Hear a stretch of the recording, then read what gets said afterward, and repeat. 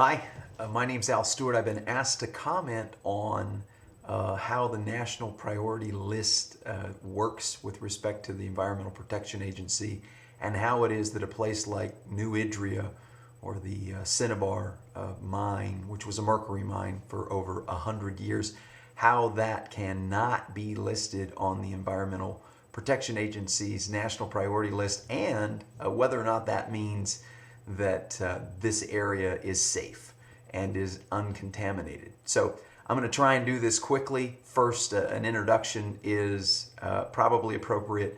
I am a lawyer by training. I have been practicing for the last 16 years in a very specialized area, which is known as toxic tort litigation.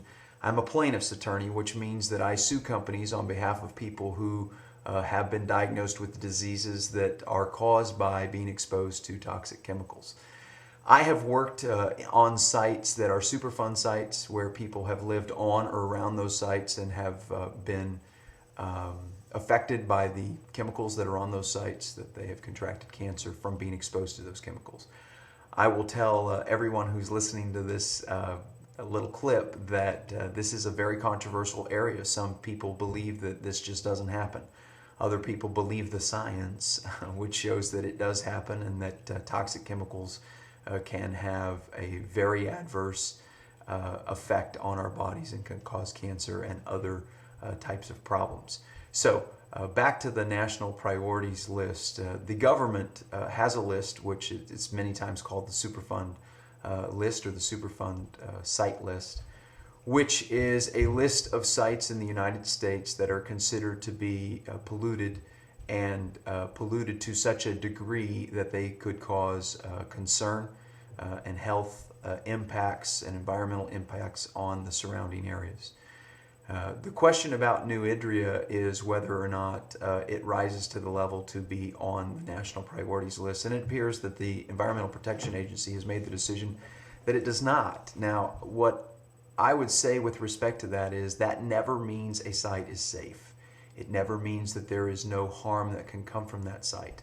Many times what it means is that the site does not rise to the level of concern politically to get either side involved in the debate. And when I say either side, I mean a Republican interest or Democratic interest in the environment to raise such a concern that it gets the powers in our country that move things involved.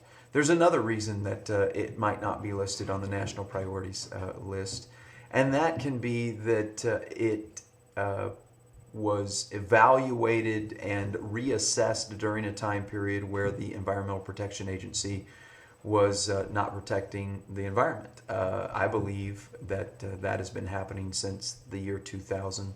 When the Bush administration came on board. This is not an attempt to say bad things about the Bush administration, but it is an attempt to let people know that all administrations have philosophies, and the Bush administration's philosophy with respect to the environment has been to regulate less and to have a smaller footprint by regulations on environmental concerns. As a result, the Environmental Protection Agency has essentially been an agency that has done a lot less in the last 8 years than it has done in the past.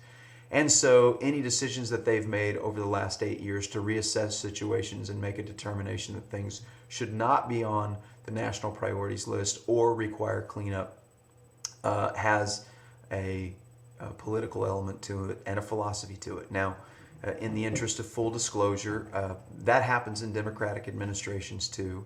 And generally in Democratic administrations, when the scientists say that they believe that the public could be at some risk of harm, then in Democratic administrations, because there is a concern for the environment and a belief that it is proper to regulate the environment, the Environmental Protection Agency has stepped in the past. So I would say in conclusion 3 things. One, simply because this Cinnabar mine in Idria has not been regulated does not mean that it's safe. 2, that simply because it's not on the national priorities list does not mean it should not be a matter of concern. And number three, everything that I've just said does not mean the Idria, California area is of concern. This is where good science comes into play. And in conclusion, I would just say there are differences in philosophy about science. Science has become politicized, and democratic viewpoint of science is that it can help and it is objective. And by looking at scientific data, we can learn things. This is what lies behind global warming, that is a scientific consensus that has come about.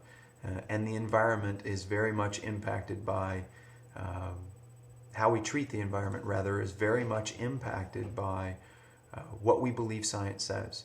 On the Republican side, there is distrust of science and there's distrust of scientific policy.